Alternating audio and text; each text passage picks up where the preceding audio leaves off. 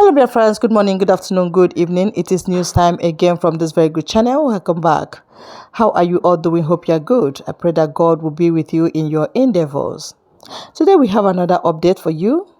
And I want you to, after listening to it, you drop your opinion and suggestions you have so that Biafra will be free. And that's just it. Okay, let's go there. That is when Nandi began to smell a rat.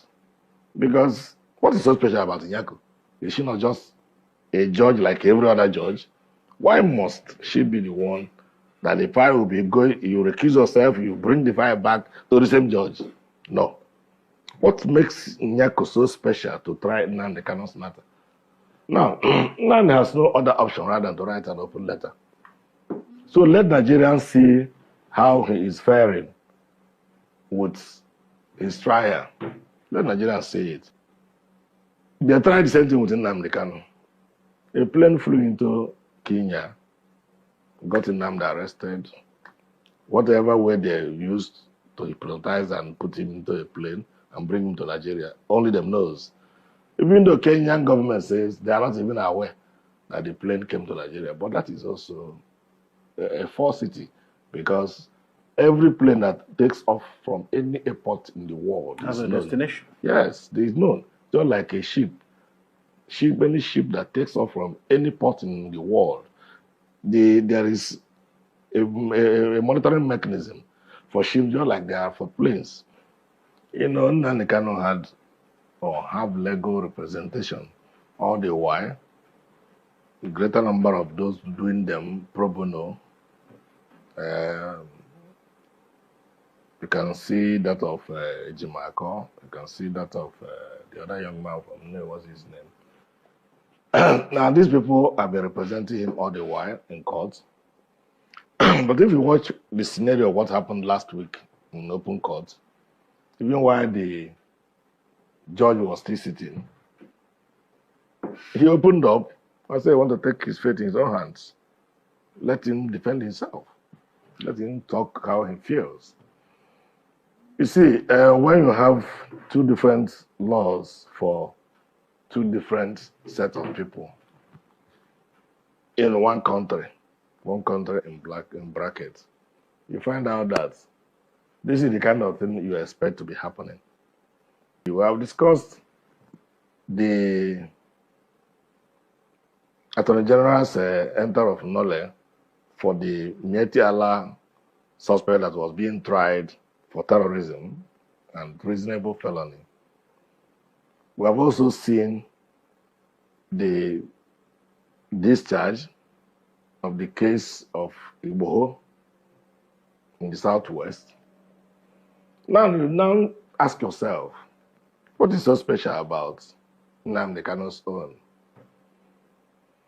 Nnamdi Kanu, when he said the husband and the son of Justice Nyako is being tried for corruption somewhere, and that they gave him a condition that she should jail him so that the son and the husband could be set free. Some people began to dig whether it is true or not, and found out it is true. Now, that's it by the way. The judge also recused herself following Nnamdi Kanu's protest last year. I think that was around between November or September or thereabouts. The judge said, "Okay, since you don't want me to try you, I will not try you." That is what you call recusing yourself. She recused herself.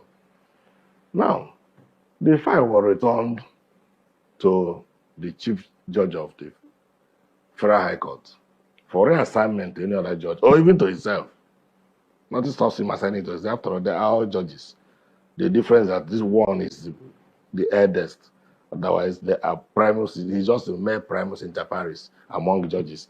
He cannot even overrule a fellow judge because all of them have the same power. But administratively, somebody should be at administrative level. The chief judge of the Federal High Court is at the administrative level. So when the case file was returned to him, the rumor mill says that many judges rejected the file. That's the rumor mill. It wasn't in the judge's own hands. He didn't write it down, because if he had written that, we could have known a judge that will be assigned a case and say he will reject it. Now, even if all the judges reject it, why not take it on yourself? Since Nyako has recused herself, now you sent it back to Nyako. That is when Nandi began to smell a rat. Because what is so special about Nyako? Is she not just a judge like every other judge? Why must she be the one that the file will be going, you recuse yourself, you bring the file back to the same judge? No. What makes Nyako so special to try Nandi Kano's matter? Now, Nandi has no other option rather than to write an open letter. So let Nigerians see how he is faring with his trial. Let Nigerians see it. Now, as a lawyer, at least any lawyer that is above 20 years post-court is no more a young lawyer, because some people call a young barrister. I'm not a young barrister. So I think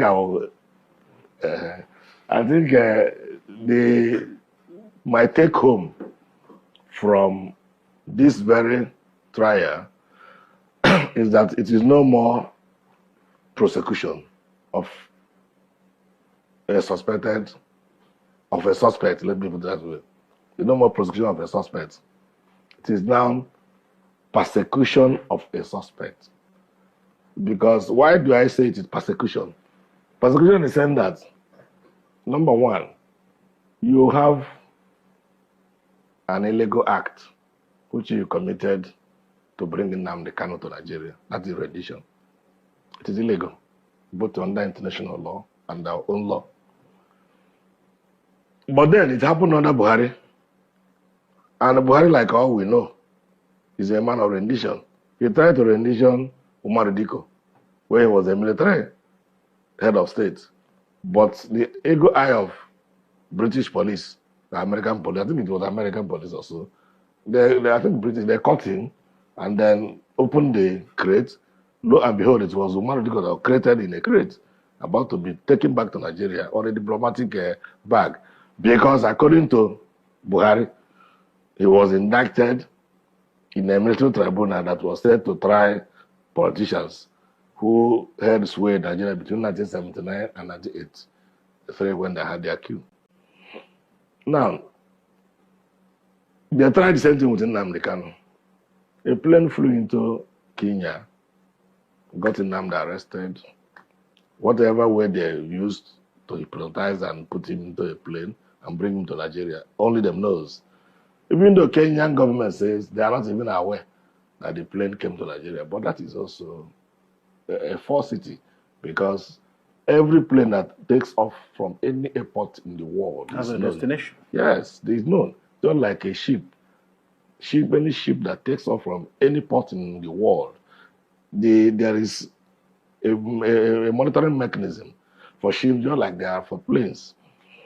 So telling us that they don't know that the plane came to Kenya and took Nnamdi Kanu is neither here nor there. But let us leave Kenya out of it. Let us look at the people that orchestrated the mass rendition to Nigeria.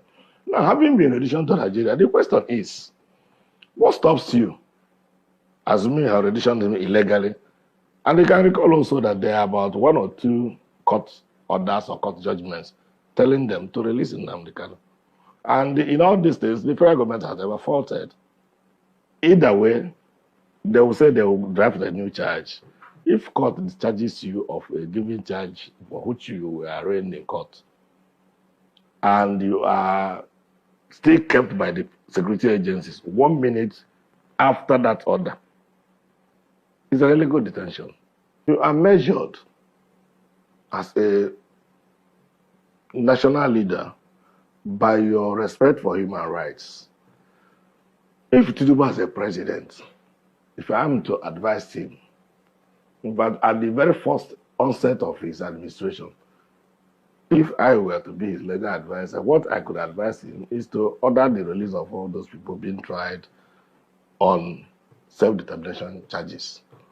Because ordinarily, under both international law and national laws of the states, it's not a crime. If somebody says, I want to live where I belong, even Nigerian constitution gives freedom of association.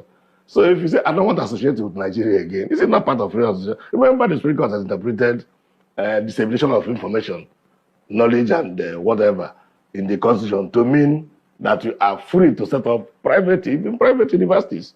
Because that when initial universities were being set up here and there, federal government started to clamp down on some of the private universities. They went to court. And the Supreme Court interpreted it to mean that the separation of information and this for whatever reason also includes setting up university, because this university, you are getting knowledge there and there are information being displayed there. And that also gave rise to the springing up of some of these private electronic and print media. Like we are here now. Ordinary before, it was the MTA that had the monopoly. Yeah. So what I'm saying in effect is that if the president has been advised rightly, I think what he could have done in the first instance, when he was releasing Igboho and the other Mietiala young man, he could have also said, Nnamdi Kanu, go home and sin no more. If you want to carry out your demand for self-determination, follow international best practices. There are guidelines.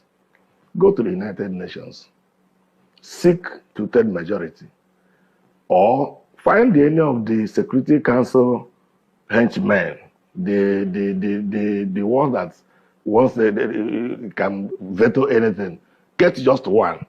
Let that one come and speak on your behalf, on the behalf of the country you're asking for, under the United Nations Charter.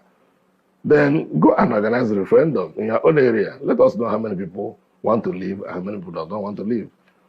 So, but you also find out that people are saying that the rumor mills making the rounds is that the stakeholders in the southeastern part of Nigeria, in fact, the eastern region of Nigeria, doesn't also want Nnamdi Kanu released. Yeah, that's a very disturbing Yes. thing to. I mean, it's moving around, but in what way would they be benefiting from his continuous detention? Yes, let me tell you how they would benefit. You see, there are two groups of people that control the masses: the state actors and non-state actors. The state actors are the ones purportedly, in bracket, voted into power. They are the state actors. Non-state actors are like people like Nnamdi Kanu and the NGOs. They are the non-state actors. Now, you find out that most of the time, if the non-state actors gives a directive, people obey it to the letter, including this sit-at-home that I refused to go in the southeast. Even if the urban areas now don't observe sit-at-home, we go to the villages, they are all sitting at home on Mondays. No school opens. The teachers will tell you it is better I will be alive and my salary deducted than I'll be a dead person and nobody pays me anything. So you find out that who gave that instruction for sit at home every Monday? Not state actors. Now state actors have said, disobey it, come to work. I will deal with you if you don't come to work. Yet they are still being disobeyed. So there is likelihood that if Nnamdi Kanu is released, he will rupture the political setting for some of these state actors.